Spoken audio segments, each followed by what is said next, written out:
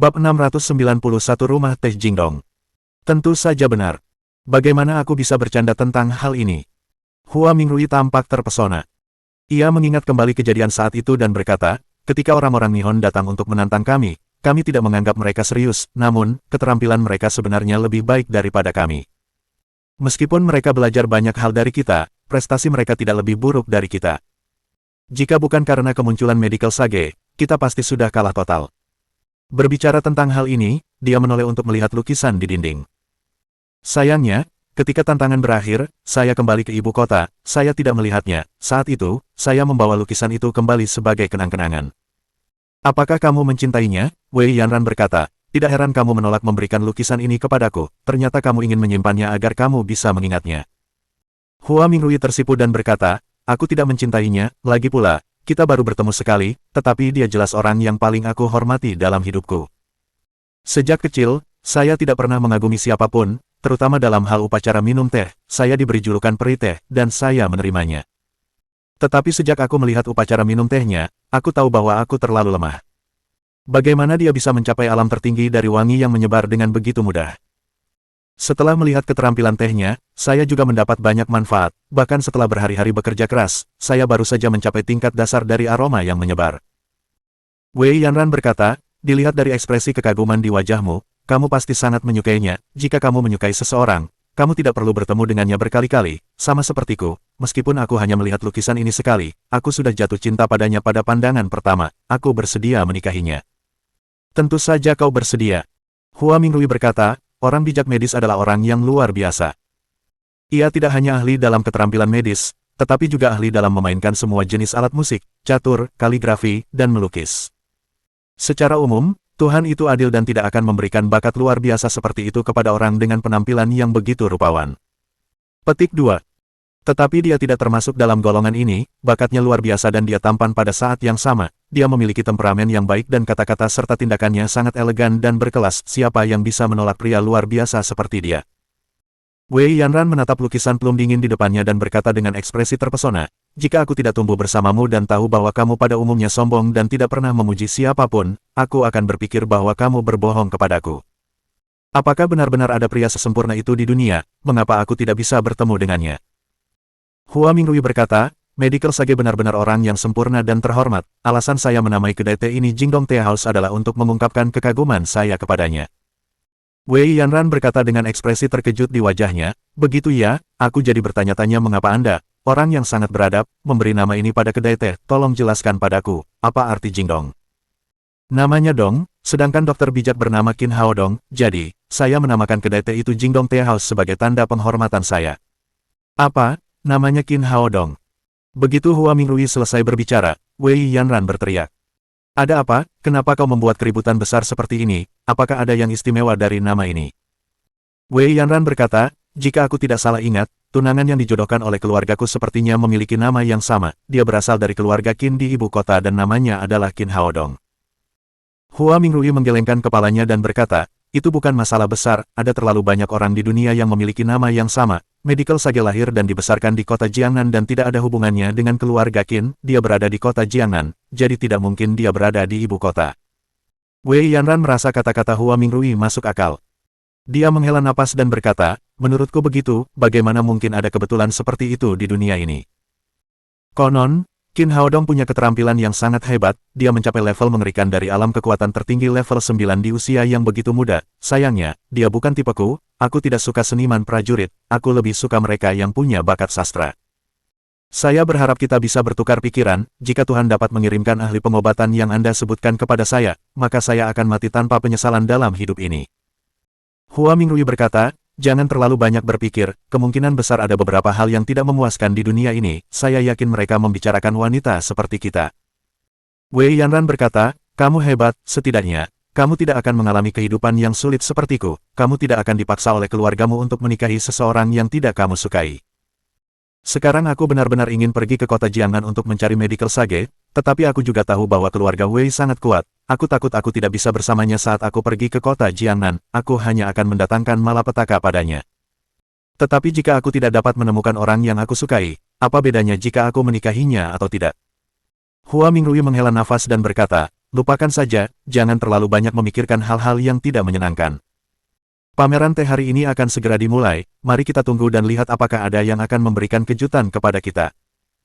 Wei Yanran berkata, menurutku itu tidak mungkin, tujuan dari pameran tehmu adalah untuk menemukan seseorang yang dapat melampauimu dalam seni minum teh, dan kemudian meningkatkan wilayahmu sendiri dalam seni upacara minum teh. Tapi menurutku peluangnya kecil. Dengan kemampuanmu dalam minum teh, Medical Sage adalah satu-satunya yang bisa melampauimu di seluruh dunia. Hua Mingrui berkata, lupakan saja, jangan bicarakan itu lagi, lebih baik punya harapan daripada tidak punya harapan sama sekali.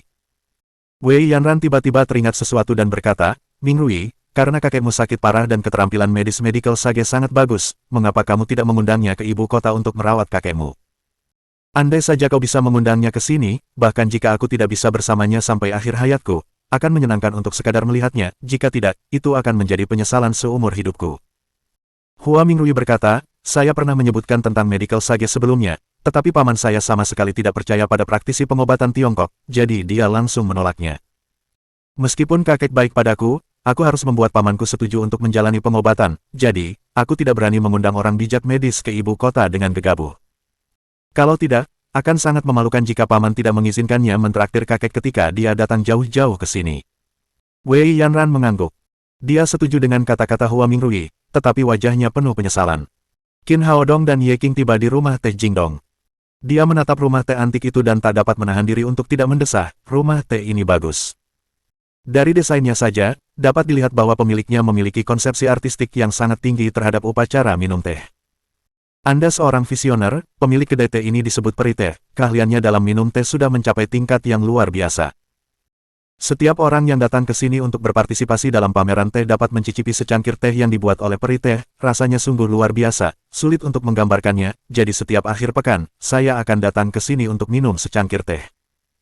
Ye Qing menjilati bibir merahnya yang halus dengan lidahnya dan berkata dengan ekspresi rasa yang tak terhingga, secangkir teh sungguh tidak cukup, jadi aku akan mengambil 2 cangkir teh hari ini karena kamu bersamaku. Qin Haodong berkata, kau membawaku ke sini untuk menghadiri pesta teh hanya untuk minum secangkir teh lagi. Ye Qing berkata sambil tersenyum, tentu saja tidak, itu hanya salah satu tujuanku. Dulu, saat aku datang ke sini sendirian untuk minum teh, selalu ada beberapa pria menyebalkan yang datang untuk menggangguku. Sekarang, dengan adanya kamu di sisiku, aku tidak akan kerepotan lagi, aku bisa menikmati tehku dengan tenang. Qin Haodong tersenyum masam. Ada 2 kegunaannya hari ini. Pertama, dia bisa ditukar dengan secangkir teh. Kedua, dia bisa digunakan sebagai perisai. Sambil berbincang, mereka berjalan masuk ke dalam kedai teh. Orang-orang yang datang ke kedai teh itu adalah anggota kedai teh. Ye Qing menunjukkan kartu anggotanya, lalu menggandeng tangan Qin Haodong dan berjalan masuk ke lobi bersama. Lobi tampak sangat luas, sekitar 100 meter persegi, dan dipenuhi meja teh. Saat ini, aula sudah hampir penuh oleh tamu, dan hanya ada meja di sudut, tempat mereka bisa duduk. Untungnya, kami datang tepat waktu, kalau tidak, kami tidak akan mendapat tempat duduk. Ye Qing meraih lengan Haodong dan berjalan menuju sudut. Ketika seorang playboy kaya melihat Ye Qing, dia hendak datang dan menyapa, tetapi dia melihat Qin Haodong. Dia mengerutkan kening dan berkata, Nona Ye, kapan Anda mulai memiliki seorang gigolo untuk menemani Anda? Ye Qing melotot padanya dan berkata, apa hubungannya denganmu, itulah yang aku suka. Pria itu tersipu malu, tetapi dia tidak punya pilihan selain menggelengkan kepalanya dan duduk. Orang-orang lain yang ingin menggoda Ye Qing juga menyerah ketika mereka melihat adegan ini. Setelah mereka duduk, Ye Qing berkata sambil tersenyum, sangat berguna untuk memilikimu bersamaku, suasana menjadi jauh lebih tenang. Qin Haodong berkata, kakak, kapan kamu mulai menjagaku, kenapa aku tidak dibayar? Ye Qing berkata sambil tersenyum, tidak perlu bagi kita untuk membicarakan uang, jika menurutmu itu tidak adil, kau bisa menjadikanku kekasihmu, aku tidak menginginkan sepeser pun. Qin Haodong tahu bahwa tidak ada gunanya bertengkar dengannya. Dia mendongak dan melihat sebuah area yang dibatasi oleh tirai manik-manik di sisi lain aula, yang tampak sangat elegan. Ada meja teh di dalamnya. Dia bertanya dengan rasa ingin tahu, untuk apa tempat itu? Mengapa dipisahkan? Itulah tempat duduk peri teh, kata Ye Qing, pesta teh diadakan oleh peri teh. Ini dilakukan seminggu sekali dan orang yang datang ke sini bisa mencicipi teh yang dibuat oleh peri teh. Setelah itu, kalian dapat menunjukkan keahlian minum teh kalian secara terpisah. Terakhir, peri teh akan memilih 3 teratas. Selama kalian terpilih, kalian dapat duduk dan minum teh bersama peri teh di dalam area tirai manik-manik dan menikmati secangkir teh terbaik yang diseduh olehnya. Oh, Qin Haodong mengangguk. Peri teh pasti cantik sekali, apakah semua orang di sini menunggu peri teh? Dia melihat bahwa kebanyakan orang yang minum teh adalah laki-laki. Sejauh ini, Ye Qing adalah satu-satunya perempuan. Mengenai gelar peri teh, ada banyak orang yang memiliki julukan seperti itu. Mungkin tidak ada hubungannya dengan Hua Mingrui. Tentu saja dia cantik, kecantikan yang luar biasa, kata Ye Qing, tetapi tidak semua orang datang ke sini untuk menemui peri teh. Beberapa dari mereka datang untuk menemui Wei Yanran, salah satu dari 3 wanita cantik di ibu kota. Wei Yanran, apa yang dia lakukan di sini? Qin Haodong sedikit terkejut. Wei Junzeng baru saja datang untuk melamar hari ini dan dia berencana untuk menikahi Wei Yanran sebagai bagian dari strateginya untuk menaklukkan keluarga Wei. Dia tidak menyangka bahwa mereka akan bertemu secepat ini. Ada apa? Apa kau gugup? Ye Qing tertawa dan berkata, Wei Yanran adalah sahabat peri teh, dia akan muncul setiap saat. Jika kau bisa masuk ke dalam dan minum bersama peri teh, kau akan beruntung bisa melihat wajahnya yang sebenarnya. Karena itu, sebagian besar orang yang menghadiri pesta teh ini datang demi kedua wanita cantik ini. Impian mereka adalah suatu hari nanti mereka bisa menjadi tamu kehormatan. Tuan muda dari keluarga bangsawan ini sebelumnya hanya tahu cara minum teh, tetapi mereka tidak tahu cara membuat teh. Namun, untuk tujuan ini, banyak orang telah mulai berlatih keterampilan minum teh, termasuk tuan muda tertua dari keluarga Qin, Qin Zong. Saat mereka sedang berbicara, seorang pria masuk dari luar. Dia adalah Qin Zong, yang baru saja dicukur oleh Qin Haodong. Pakaian Qin Zong hari ini sedikit berbeda dari biasanya. Tidak ada lagi rambut berkilau di kepalanya. Sebagai gantinya, ia mengenakan topi di kepalanya. Sebagai tuan muda keluarga Qin, seseorang telah memesankan tempat duduk untuknya. Setelah Qin Zong datang, dia sibuk melihat bagian dalam area tirai manik-manik dan tidak melihat Qin Haodong dan Ye Qing sama sekali. Bab 692 untuk melihat peri teh lagi. Ye Qing melanjutkan, Qin Zong datang ke sini untuk mengejar Wei Yanran, kudengar dia benar-benar menghabiskan banyak uang untuk mendapatkan gadis-gadis, dia menyewa beberapa guru seni minum teh terbaik di ibu kota untuk mengajarinya upacara minum teh. Sekarang prestasinya dalam membuat teh cukup bagus. Dia selalu berada di peringkat 3 teratas dan bertemu Wei Yanran dan peri teh, menikmati teh kelas 1 dan berbincang tentang kehidupan. Petik 2. Pada saat ini, terjadi keributan di aula. Peri teh ada di sini, peri teh ada di sini. Dan Nona Wei, aku belajar upacara minum teh baru hari ini, aku harus masuk 3 besar, jadi aku bisa minum teh bersama kedua wanita cantik itu. Sementara orang banyak membicarakannya, 2 sosok anggun muncul di balik area tirai manik-manik. Setelah duduk di depan meja teh di dalam area tirai manik-manik, Hua Mingrui berkata kepada orang-orang di luar, semuanya, selamat datang di pesta teh hari ini. Pertama-tama, silakan cicipi teh buatanku.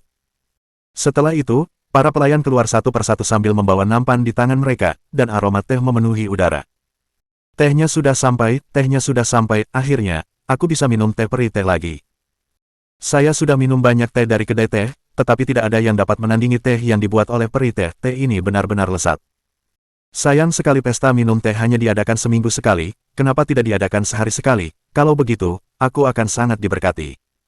Semua tamu yang hadir membicarakannya. Singkatnya, mereka memuji teh yang dibuat oleh peri teh. Saya katakan, ini bukan teh dengan kualitas terbaik dari peri teh. Terakhir kali, ketika saya masuk ke 3 peringkat teratas, saya akhirnya mencicipi teh yang dibuat oleh peri teh secara langsung. Itu adalah teh abadi, dan setiap teguk yang saya minum meninggalkan rasa yang tak ada habisnya. Kau ingin pamer? Bukan, aku juga ingin masuk 3 peringkat teratas dan minum teh dengan peri teh secara langsung, tetapi aku harus memiliki kemampuan. Sementara semua orang berbicara, para pelayan dengan cepat membagikan cangkir teh satu persatu. Kepada para tamu yang hadir, meja Qin Haodong diberi total 2 cangkir teh. Sebagai kaisar kayu hijau, tak seorang pun yang lebih memahami teh daripada dirinya. Secara umum, pembuatan teh dibagi menjadi 3 tingkatan. Membuat aroma teh berada di tingkat pertama dan mengembalikan rasa asli berada di tingkat kedua. Aroma yang meresap berada di tingkat ketiga. Meskipun teh di hadapannya harum, namun itu baru pada tingkat pertama upacara minum teh. Namun, mampu menyeduh begitu banyak cangkir teh untuk begitu banyak orang sudah cukup untuk menunjukkan bahwa pencapaian pembuat teh dalam upacara minum teh itu luar biasa.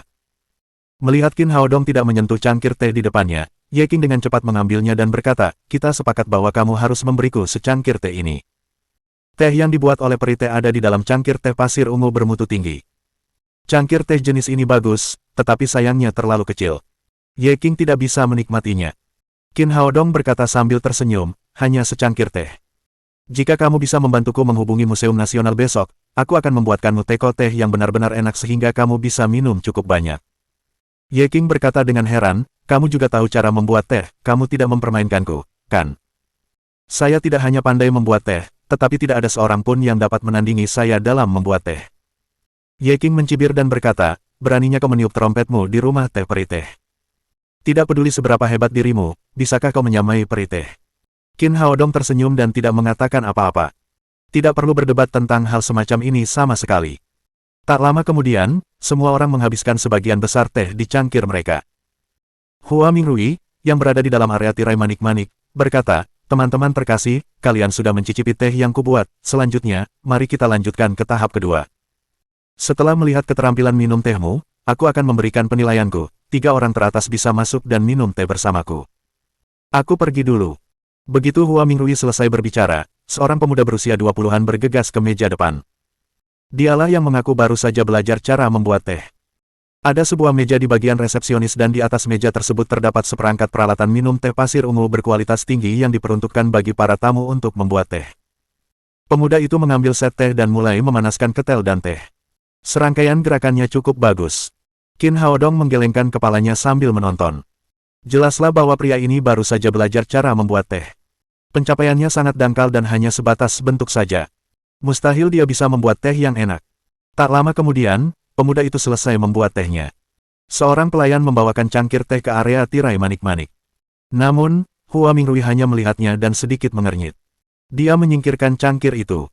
Dia sama sekali tidak bisa minum teh yang kualitasnya rendah seperti ini. Pemuda itu berdiri di luar area tirai manik-manik. Meskipun dia tidak dapat melihat dengan jelas penampilan peri teh, dia dapat melihat gerakannya. Melihat peri teh bahkan tidak mencicipi tehnya, dia langsung tahu bahwa dia telah gagal dan hanya bisa pergi dengan kesal. Setelah itu, beberapa orang naik ke panggung, satu demi satu, tetapi usaha mereka tidak terlalu bagus. Peri teh Hua Mingrui tidak memberikan komentar apapun. Pada saat ini, terdengar tepuk tangan meriah. Tuan muda keluarga Qin, Qin Zong, melangkah ke atas panggung.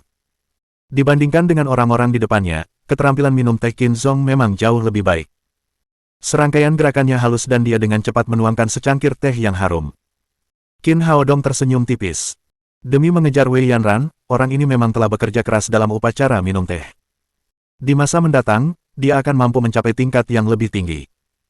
Meskipun Qin Zong mengenakan topi, dia masih bisa melihat kebanggaan di wajahnya.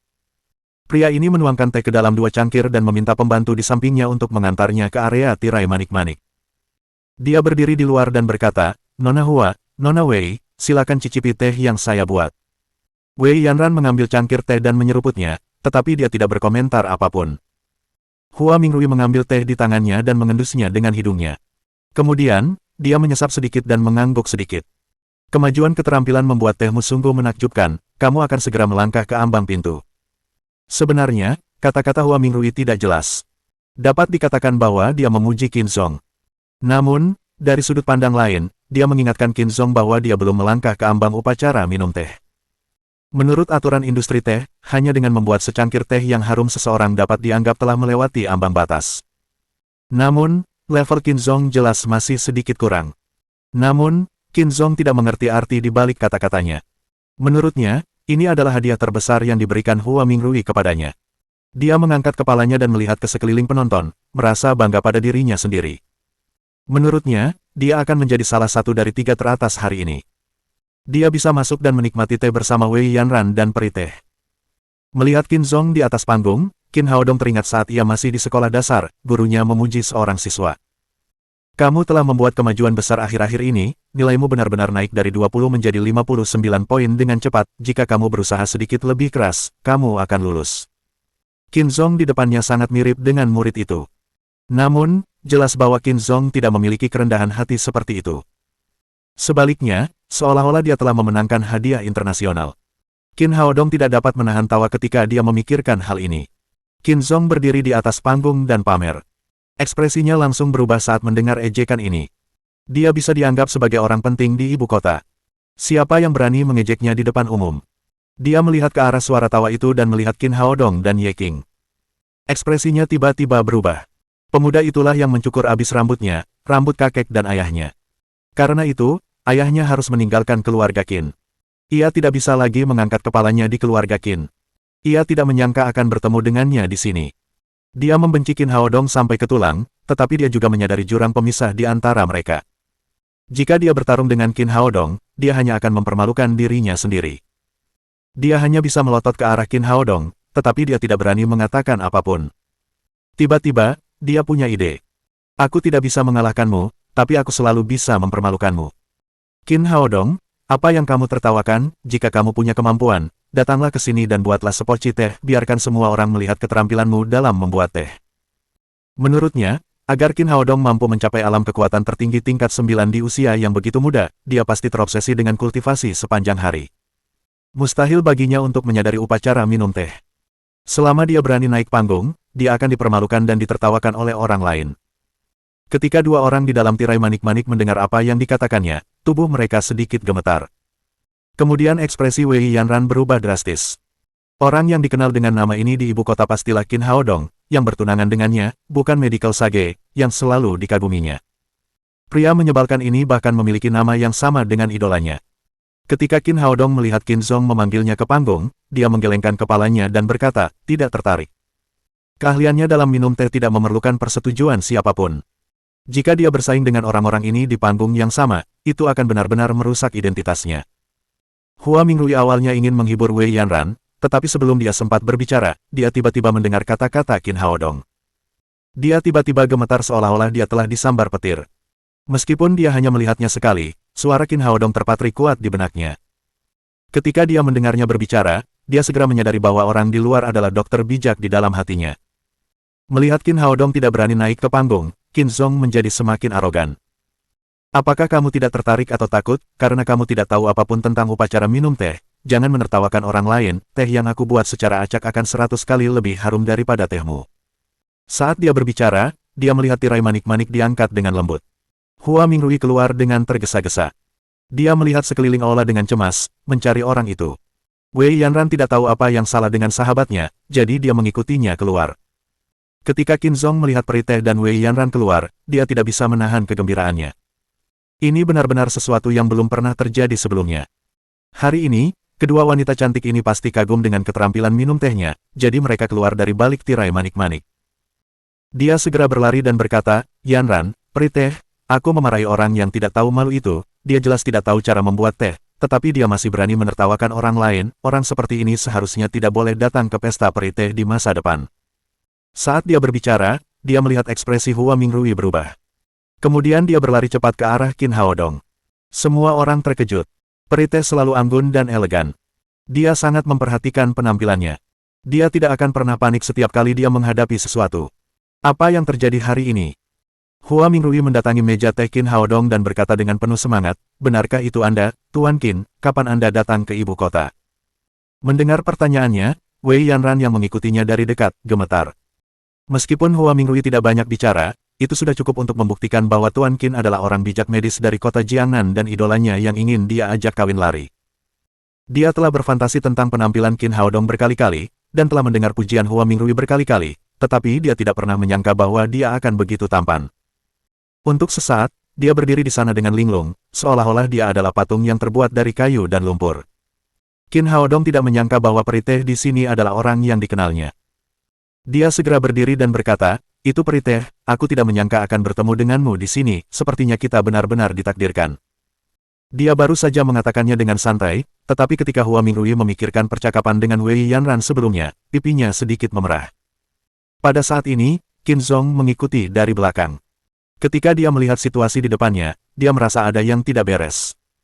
Dia berkata kepada Hua Mingrui, peri teh, apakah kamu mengenalnya?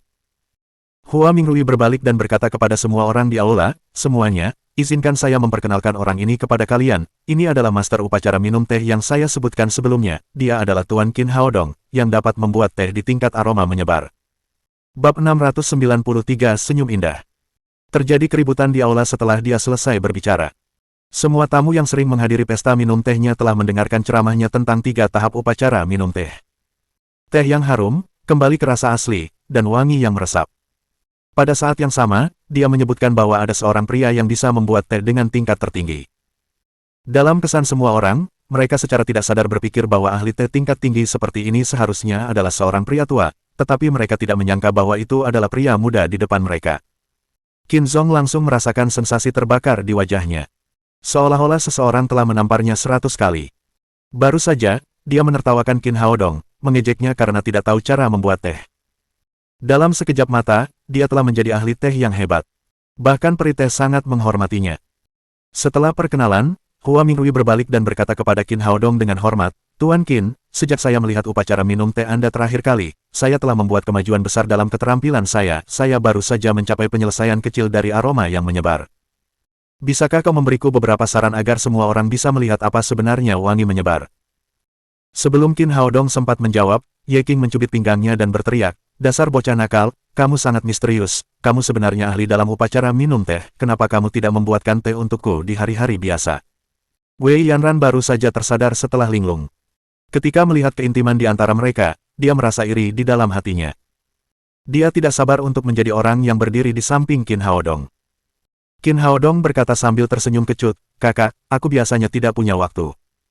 Ye King menangis, "Kalau begitu, biarkan aku meminumnya sekarang, aku tidak percaya kalau teh yang kamu buat lebih baik daripada teh yang dibuat oleh peri teh." Peri teh buru-buru berkata, "Kamu pasti bercanda, bagaimana mungkin teh buatanku bisa dibandingkan dengan buatan Tuan Qin?" Semakin Hua Mingrui bersikap hormat dan rendah hati, semakin penasaran Ye King. Dia membawa Qin Haodong ke meja depan dan memerintahkannya untuk membuatkannya sepoci teh sesegera mungkin. Qin Haodong tidak bisa menolak, jadi dia mengambil set teh dan mulai membuat teh. Semua tamu di aula menonton dengan tenang, mencoba melihat keterampilan luar biasa apa yang dimiliki oleh master upacara minum teh ini. Namun, orang-orang ini segera merasa bahwa cara Qin Haodong membuat teh terlalu sederhana. Tidak ada bedanya dengan membuat teh di rumah. Dia sama sekali tidak memiliki sikap seorang ahli teh. Biasanya, ketika Hua Mingrui membuat teh, gerakannya seperti awan dan air yang mengalir, memberikan kesan indah yang menyenangkan. Bahkan ketika Qin Zhong membuat teh tadi, gerakannya sangat indah, tetapi Qin Haodong sama sekali tidak memiliki gerakan ini. Beberapa orang bahkan mengira Hua Mingrui telah melakukan kesalahan. Dia menganggapnya sebagai ahli teh karena dia tampan. Seperti kata pepatah, bukan anggur yang memabukkan, tetapi peminumnya yang membuat dirinya mabuk. Meskipun teh berbeda dengan anggur, prinsipnya tetap sama. Di bawah tatapan banyak orang yang terkejut dan ragu, Qin Haodong dengan cepat membuat setekot teh dan berkata, "Baiklah, biarkan semua orang mencobanya." Mendengar bahwa dia telah membuat teh, Ye King membelalakan matanya dan menatap teko pasir ungu biasa di depannya. Tidak ada aroma sama sekali. Dia bertanya dengan heran, "Sepertinya tehmu tidak sebaik milikku." Peri teh buru-buru berkata, "Kakak, teknik membuat teh Tuan Qin sudah mencapai tingkat canggung dan kembali ke keadaan semula, tolong jangan salah paham." Ye King berkata, "Bukankah kau mengatakan bahwa kau telah mencapai alam wangi yang menyebar? Mengapa tidak ada aroma sama sekali?" Qin Haodong tersenyum, mengambil teko pasir ungu di depannya dan menuangkan secangkir teh untuk Ye King. Saat teh bening mengalir keluar dari teko, aroma yang kuat langsung tercium. Aroma teh seperti ini tidak hanya menyegarkan, tetapi juga sangat harum. Dalam sekejap, seluruh aula dipenuhi aroma harum dan segera menyebar ke seluruh kedai teh. Bahkan pejalan kaki di jalan pun bisa mencium aroma teh. Baunya sangat harum, aku sudah hidup lebih dari separuh hidupku, tapi aku belum pernah mencium aroma teh yang begitu kuat. Apa ini wanginya? Baunya enak sekali, sepertinya Flukus sudah jauh lebih baik. Dari mana asal aroma ini? Sepertinya dari rumah teh Jingdong, aku akan mencoba teh yang enak ini, aromanya sangat harum. Setelah warga di jalan memastikan bahwa aroma itu berasal dari kedai teh Jingdong, mereka pun langsung mengerumuni kedai teh itu. Di aula utama rumah teh, para tamu mencium aroma yang kuat. Beberapa dari mereka perlahan-lahan memejamkan mata sambil menikmati aromanya, sementara yang lain menatap teh harum yang dituang oleh Qin Haodong dengan mata penuh harap. Mereka tidak sabar untuk mengambil secangkir untuk diri mereka sendiri. Qin Haodong menuangkan teh ke dalam 3 cangkir dan mendorongnya ke arah Hua Mingrui, Ye King, dan Wei Yanran. Ye King meraih cangkir tehnya dan meminumnya dalam beberapa teguk. Ekspresinya sangat gembira. Hua Mingrui memegang cangkir teh di tangannya seolah-olah dia sedang memegang harta karun yang tak tertandingi. Kemudian, dia menyesapnya dan tampak mabuk dan bahagia di wajahnya. Wei Yanran melirik Qin Haodong, wajahnya sedikit malu, lalu perlahan mengambil cangkir teh di tangannya dan menyesapnya sedikit. Begitu teh masuk ke mulutnya, dia merasa seolah-olah setiap sel dalam tubuhnya telah diberi nutrisi oleh teh yang harum dan kuat ini. Rasa bahagia menggelegak dari hatinya. Dia merasa sangat bahagia. Dia bahkan tersenyum. Senyum itu datang dari lubuk hatinya, tulus dan manis. Qin Haodong melirik Wei Yanran yang ingin bertunangan dengannya. Saat melihat senyumnya, matanya berbinar. Dia memiliki pengalaman 500 tahun dan telah melihat banyak wanita cantik. Meskipun dia tidak pernah kekurangan wanita cantik, senyum Wei Yanran terlalu indah untuknya. Seperti kata pepatah, senyum yang manis dapat memikat suatu negara. Ini bisa jadi menggambarkan gadis yang pendiam di hadapannya. Ketika semua orang terdiam, Ye King tiba-tiba berteriak, "Teh ini terlalu lesat, apakah kamu punya lagi? Cepat dan tuangkan aku secangkir teh lagi." Sambil berbicara, dia mengambil teko dari tangan Qin Haodong dan menuangkan sisa teh ke dalam cangkirnya. Namun, dia masih merasa belum cukup. Hua Mingrui meletakkan cangkir teh di tangannya, menoleh dan berkata, "Kau sudah melihatnya, bukan? Ini adalah wangi menyebar yang sebenarnya. Dibandingkan dengan Tuan Qin, upacara minum tehku hanya bisa dianggap sebagai keterampilan yang remeh." Para tamu begitu gembira hingga mereka terus menganggukkan kepala setelah mendengar apa yang dikatakannya. Mata mereka penuh dengan kekaguman saat melihat Qin Haodong. Pada saat ini, Qin Zong diam-diam menyelinap keluar dari kedai teh. Dia berpikir bahwa karena Qin Haodong telah mencapai level 9 alam kekuatan tertinggi di usia yang begitu muda, dia pasti telah menghabiskan seluruh waktunya untuk seni bela diri. Namun, dia tidak menyangka bahwa dia juga seorang ahli dalam seni membuat teh. Bahkan peri teh pun tidak sehebat dia. Dia baru saja memprovokasi orang seperti itu. Sebaliknya, dia seperti badut. Dia tidak bisa menahan desahan dalam hatinya. Mereka berdua adalah keturunan keluarga Qin, tetapi mengapa ada perbedaan yang begitu besar di antara mereka? Di aula, banyak tamu yang bisa mencium aroma harumnya, tetapi mereka tidak bisa mencicipi teh terbaik ini, jadi mereka merasa sedikit tidak puas di hati mereka. Seorang tamu muda berteriak, "Tuan Qin, bolehkah saya membayar 100.000 yuan untuk membeli teko teh ini?" Begitu dia membuka mulutnya, seseorang berteriak, "Ini teh yang harum dan meresap. Ini adalah puncak upacara minum teh. 100.000 yuan tidak cukup. Saya akan membayar 500.000 yuan. Saya akan membayar Anda 1 juta yuan, Tuan Qin, selama Anda membuatkan saya sepoci teh, saya akan segera mentransfer 1 juta yuan ke rekening Anda. Saya akan membayar 2 juta. Saya akan membayar 2 juta.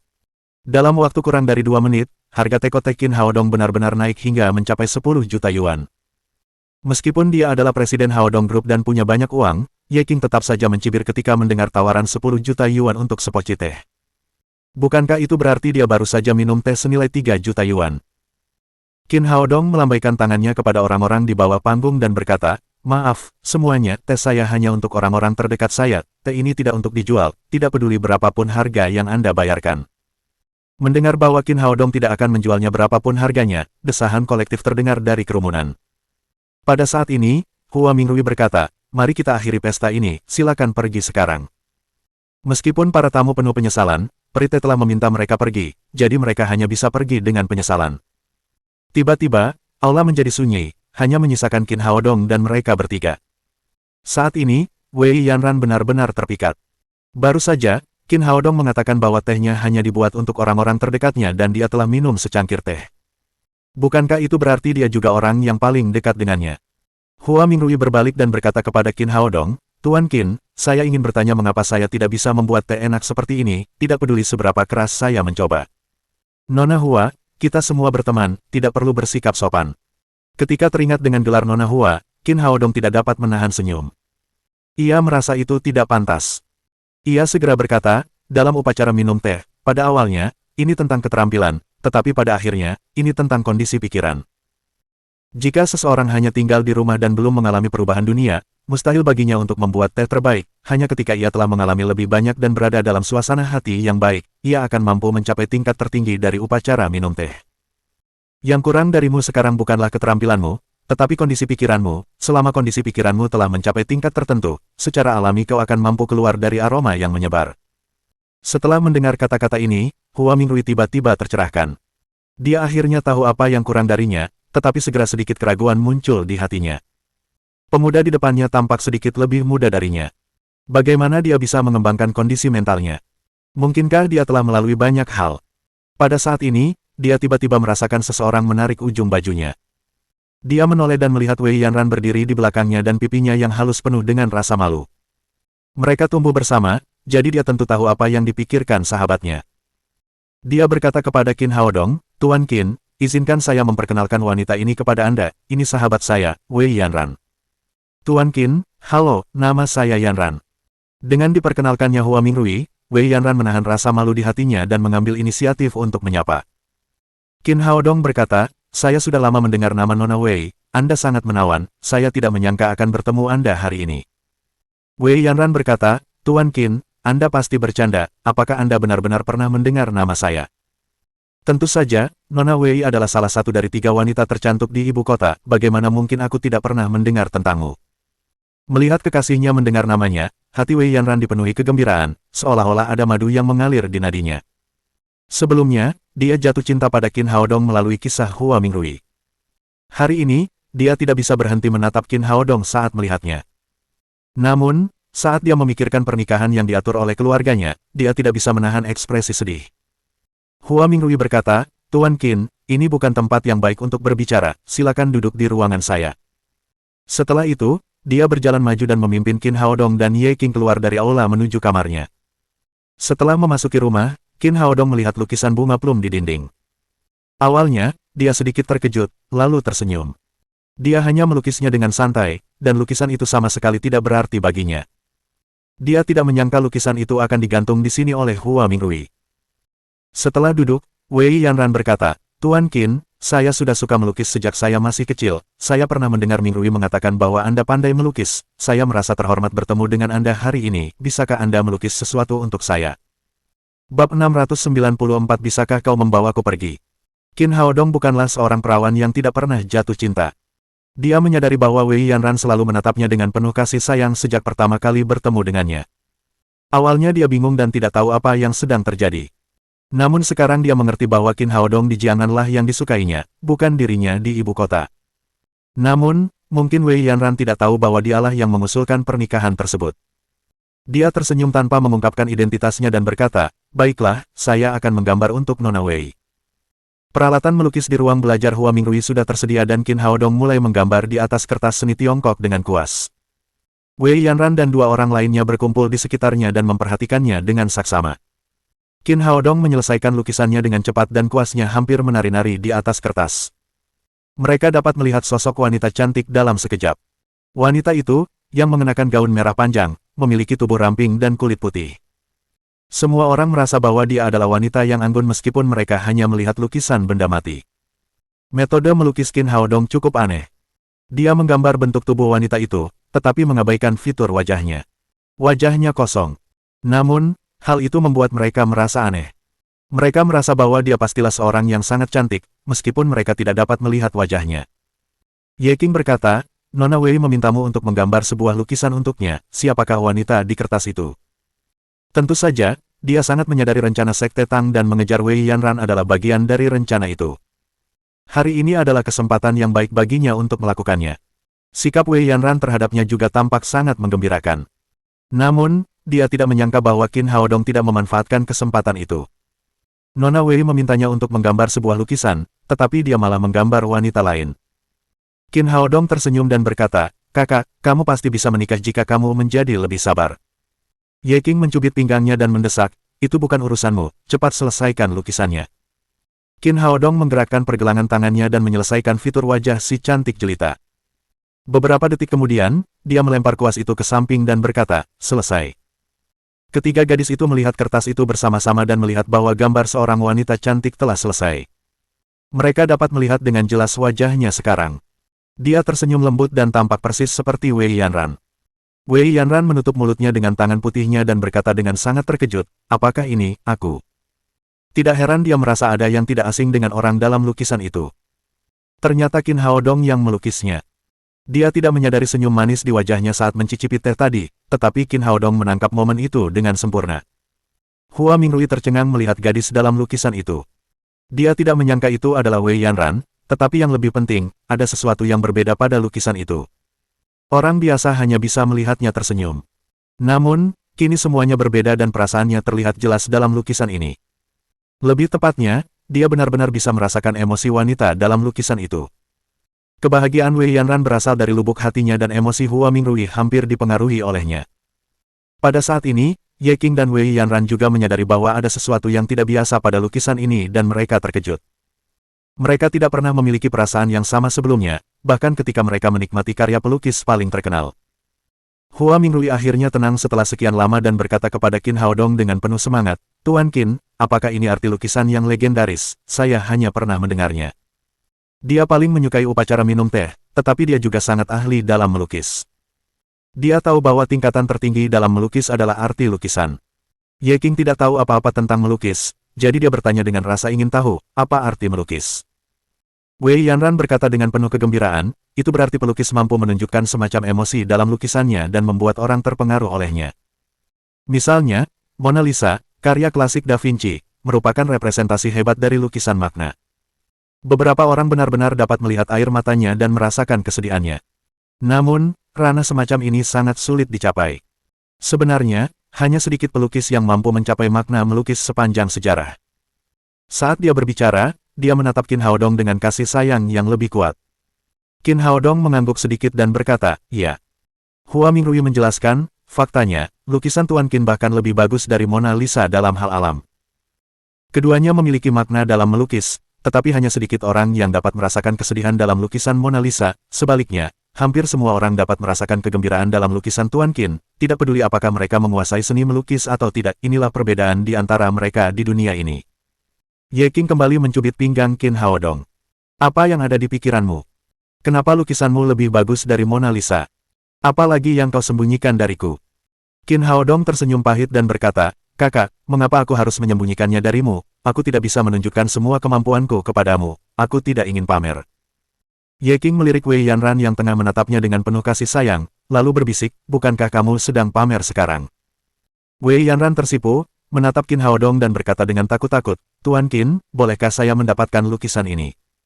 Sebagai seorang ahli seni lukis, tentu saja ia tahu nilai dari karya ini. Karya ini pasti bisa dijual dengan harga selangit karena makna lukisannya. Itu baru pertama kali mereka bertemu dan dia merasa tidak sopan meminta hasil karya yang sangat berharga itu. Namun dia sangat menyukainya dan Qin melukisnya untuknya. Dia tidak ingin orang lain mendapatkannya. Qin Haodong berkata, "Aku melukis ini untukmu dan ini milikmu, tapi kamu harus menunggu sebentar." Kemudian dia menemukan sebuah pena dan menulis beberapa kata di sudut gulungan itu. Senyum yang begitu indah membuatku tak bisa bernapas. Kata-katanya kuat dan mengalir, menambah karakter pada gambar. Wei Yanran terpaku di tempat dan jantungnya berdetak kencang, seolah-olah bisa melompat keluar dari tenggorokannya kapan saja. Apa maksudnya? Apakah dia mengaku padanya? Apakah dia menyukainya? Wei Yanran ragu-ragu sejenak dan berpikir bahwa dia akan bertunangan dengan pria yang tidak dicintainya.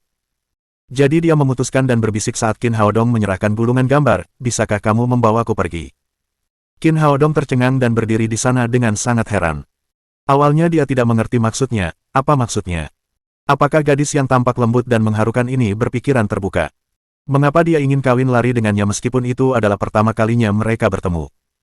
Melihat ekspresi terkejut Qin Haodong, Wei Yanran tersipu malu. Dia menundukkan kepalanya dan dagunya hampir menyentuh dadanya. Hua Mingrui segera menjelaskan atas nama sahabatnya, "Yah, keluarga Yanran mengatur pernikahan untuknya hari ini."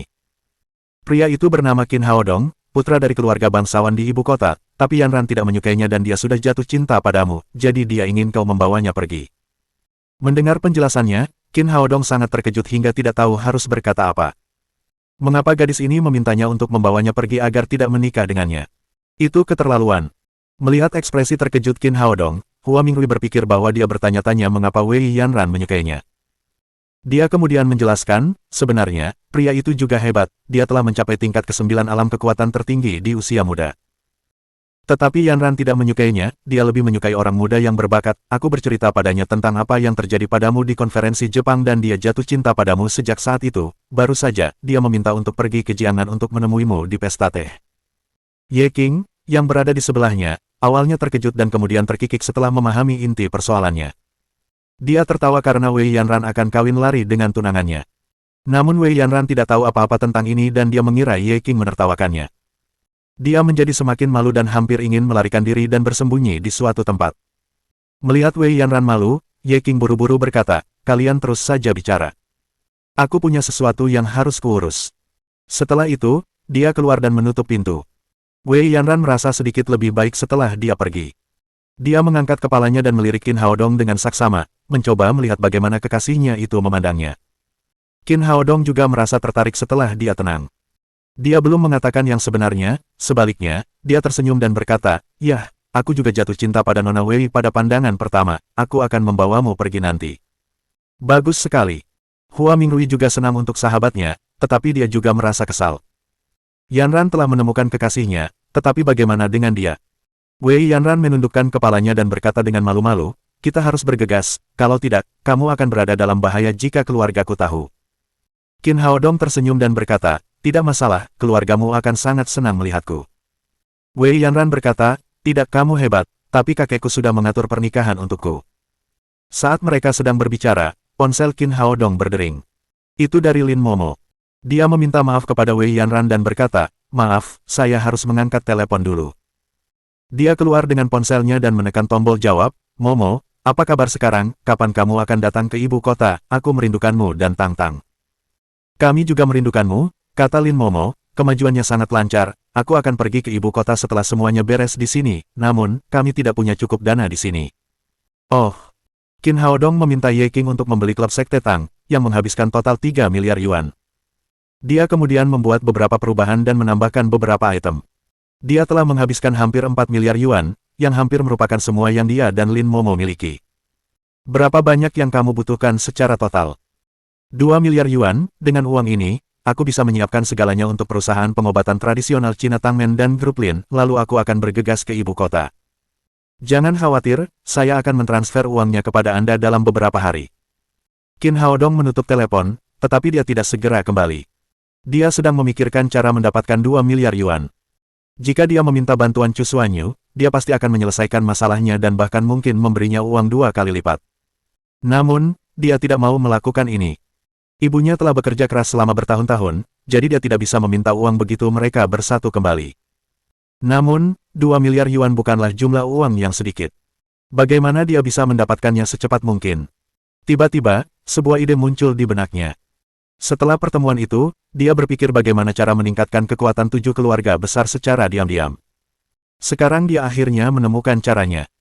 Jika dia melelang pilnya, dia bisa membantu para seniman bela diri dari 7 keluarga besar untuk meningkatkan kultivasi mereka dan dia juga bisa menghasilkan banyak uang. Ini jelas merupakan ide yang bagus untuk mencapai 2 tujuan sekaligus. Bab 695 Aku tidak biasa menghabiskan uang wanita. Qin Haodong mempertimbangkan ide itu dengan saksama beberapa kali dan berpikir bahwa itu bisa berhasil. Kemudian dia kembali ke kamar dan berkata kepada kedua gadis itu, apakah kalian tahu di mana rumah lelang di ibu kota? Semakin besar semakin baik, aku akan menjual sesuatu. Dia baru saja tiba di ibu kota dan tidak begitu mengenal situasi di sana. Namun, kedua gadis itu adalah penduduk setempat dan mereka seharusnya tahu di mana rumah lelang terbesar berada. Melihat bahwa dia sedang mencari rumah lelang, Wei Yanran langsung salah paham. Dia mengira bahwa dia harus menjual beberapa barang untuk menyiapkan dana kawin lari. Dia terharu dan berkata, kamu tidak perlu melakukan ini, aku punya cukup uang untuk kita hidup bersama. Sebagai putri tertua keluarga Wei, dia tidak pernah kekurangan uang saku. Dia telah menabung sekitar puluhan juta selama beberapa tahun terakhir. Qin Haodong awalnya tertegun, tetapi dia segera mengerti apa yang dipikirkan wanita itu. Dia berkata sambil tersenyum, simpan saja uangmu. Aku tidak terbiasa menghabiskan uang wanita. Hua Mingrui berkata, pamanku mengelola sebuah balai lelang dan itu juga merupakan balai lelang terbesar di ibu kota, namanya adalah Balai Lelang Pengumpulan Harta Karun, aku bisa membawamu ke sana jika kau ingin menjual sesuatu. Itu bagus. Qin Haodong sangat gembira mendengar bahwa itu adalah balai lelang terbesar di ibu kota. Hanya balai sebesar itu yang dapat menarik para murid dari 7 keluarga besar. Pil-pil itu mungkin tidak menarik pembeli di balai lelang biasa. Dia berkata, saya ingin menjual beberapa pil, tetapi saya tidak ingin seorang pun mengetahui siapa saya. Dia baru saja memutuskan bahwa pelelangan itu harus dirahasiakan sebelum dia mengumumkan rahasia monster alien. Kalau tidak, 7 keluarga besar di ibu kota akan curiga jika mereka tahu bahwa pil itu dibuat olehnya. Mereka bahkan tidak akan menawarkan untuk membelinya. Lagi pula, pil yang dapat meningkatkan kultivasi mereka sangat berharga dan mereka tidak akan menjualnya berapapun uang yang bisa mereka dapatkan. Mudah untuk merahasiakannya, aku cukup mengenal pengurus rumah tangganya dan aku hanya perlu memberitahunya. Hua Mingrui berkata, tetapi menurutku kamu tidak perlu menjual pil-pil itu, lukisan yang baru saja kamu buat dapat dijual dengan harga yang sangat tinggi di pasaran. Setelah selesai berbicara, Wei Yanran tiba-tiba memegang erat lukisan itu dan berkata dengan gugup, lukisan ini milikku, aku tidak bisa menjualnya, aku tidak akan menjualnya, tidak peduli seberapa mahal harganya. Dia sudah menganggapnya sebagai tanda cinta yang diberikan oleh Qin Haodong, yang bahkan lebih penting daripada hidupnya.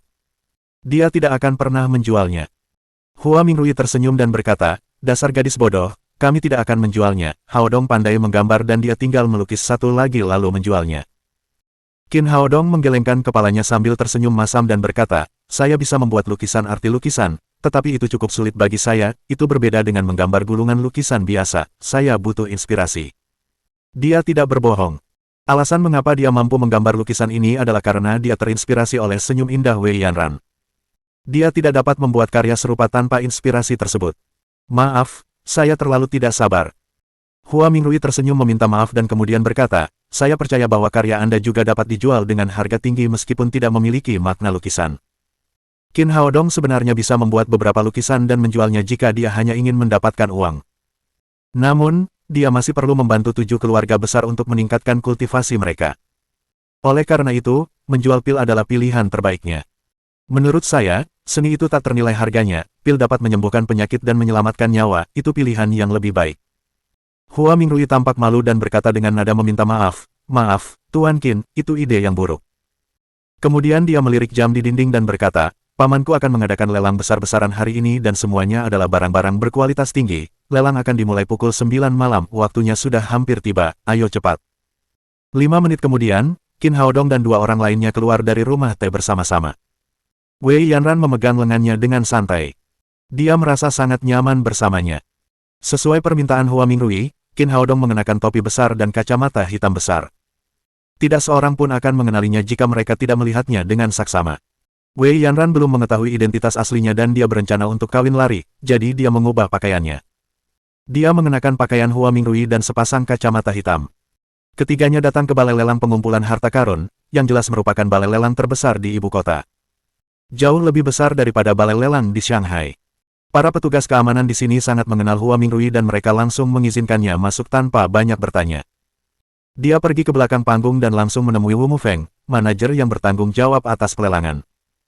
Wu Mufeng bertanya dengan sopan, Nona, selamat datang di sini, apakah Anda ke sini untuk mencari barang menarik? Saya di sini bukan untuk membeli barang, saya di sini untuk menjual sesuatu. Hua Mingrui menunjuk ke arah Qin Haodong dan berkata, teman saya ingin menjual sesuatu di pelelangan kita.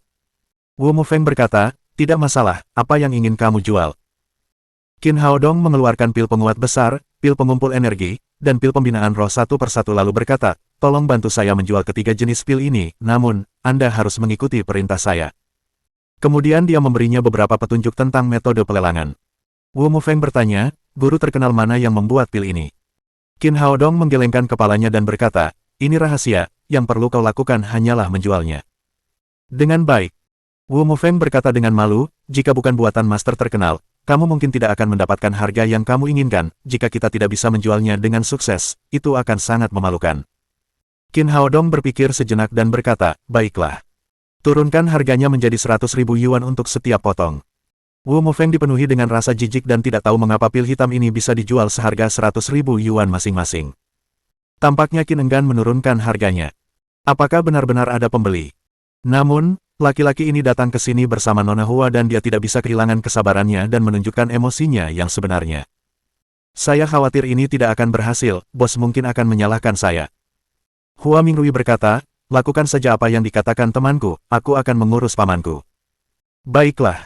Setelah ragu sejenak, Wu Mufeng akhirnya setuju. Dia telah bekerja di rumah lelang itu selama bertahun-tahun dan dia tahu betul bahwa Hua Mingrui, keponakan bosnya, adalah cucu perempuan yang paling dicintai oleh tuan tua itu. Dia memberi label pada pil Qin Haodong dan memberikannya kepada staf di sampingnya. Kemudian dia membawa Qin Haodong dan 2 orang lainnya ke sebuah ruangan pribadi. Ruang privat ini khusus disiapkan untuk tamu-tamu terhormat yang tidak ingin identitasnya terbongkar. Dengan duduk di sana, mereka dapat melihat seluruh rumah dengan jelas. Ada juga kaca satu arah. Mereka bisa melihat semuanya dari dalam, tetapi mereka yang berdiri di luar tidak tahu apa yang sedang terjadi di sana.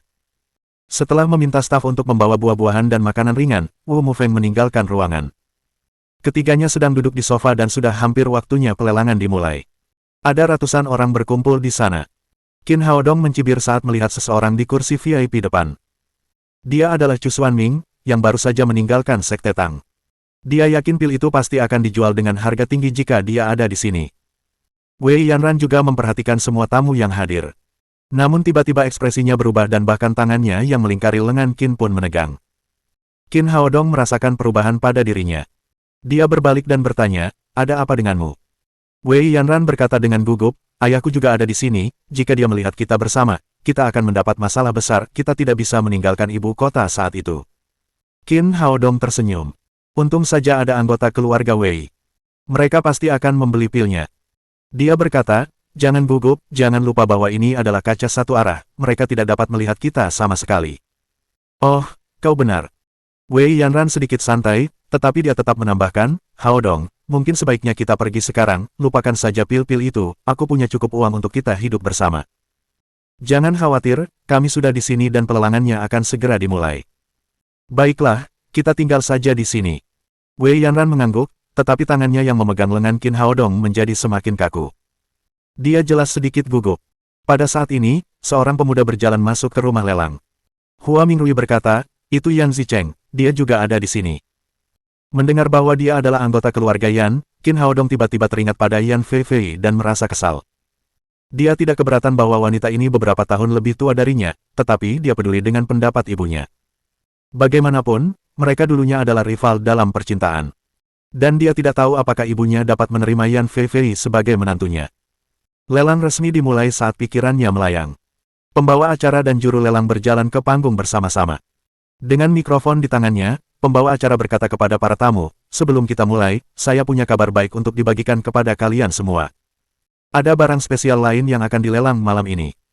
Itu adalah pil ajaib, dan kami punya 3 jenis di sini, pil penguat besar, pil pengumpul energi, dan pil pembinaan roh. Di antara semuanya, pil penguatan besar dapat meningkatkan kultivasi seorang prajurit di level kekuatan tersembunyi sebanyak 1 level, pil pengumpul energi dapat meningkatkan kultivasi seorang Grandmaster di bawah level 3 sebanyak 1 level, pil pembinaan roh dapat meningkatkan kultivasi seorang Grandmaster di bawah level 6 sebanyak 1 level. Tentu saja, pil pembina roh juga efektif untuk seorang guru besar tingkat 6 atau lebih tinggi. Namun, berbeda bagi mereka yang tingkatnya di bawah tingkat 6, mereka membutuhkan lebih banyak pil untuk meningkatkan kultivasi mereka. Semua orang yang hadir menjadi bersemangat setelah mendengar apa yang dikatakannya. Sebagian besar orang yang berpartisipasi dalam pelelangan hari ini adalah murid-murid keluarga bangsawan di ibu kota, dan banyak dari mereka adalah seniman bela diri. Mereka bersemangat setelah mengetahui tentang efek pil ini. Namun, seseorang kemudian berteriak, guru mana yang membuat pil-pil ini, apakah pil-pil ini berkualitas tinggi? Yang lain juga menyuarakan pertanyaannya. Lagi pula, mereka belum pernah melihat pil yang begitu efektif sebelumnya. Meningkatkan kultivasi adalah hal yang baik, tetapi akan menjadi buruk jika mereka membeli obat palsu. Para praktisi bahkan mungkin mengalami penyimpangan Qi tanpa membuat kemajuan apapun. Pembawa acara menambahkan, menurut persyaratan juru lelang, informasi mengenai pil ini harus dirahasiakan dan kami tidak dapat memberitahu Anda informasi pembuatnya. Sebelum ia menyelesaikan kalimatnya, para penonton langsung protes, siapa yang berani membeli pil ini tanpa sepengetahuan pembuatnya? Bagaimana kalau kita mendapatkan obat palsu? Pembawa acara segera berkata, harap tenang. Untuk meningkatkan kepercayaan semua orang, kami sarankan orang pertama yang menawar untuk meminum pil tersebut di depan umum. Jika pil tersebut tidak mempan, ia akan mengembalikan uang Anda dengan kompensasi tambahan. Ketika mendengar bahwa pil tersebut dapat diminum saat itu juga dan akan mendapat kompensasi jika tidak mempan, para penonton pun langsung tenang dan bersemangat untuk membeli pil yang disebutkan oleh pembawa acara. Duduk di barisan depan, Chu Xuanming langsung menjadi bersemangat setelah mengetahui nama pil itu. Mohon dukungan dari omom ante-ante sekalian, buat subscribe atau sarekan novel Mimin ke Facebook kalian, agar channel Mimin bisa terus berkembang. Dengan begitu, Mimin bisa lebih semangat untuk up novel seru lain ke depannya.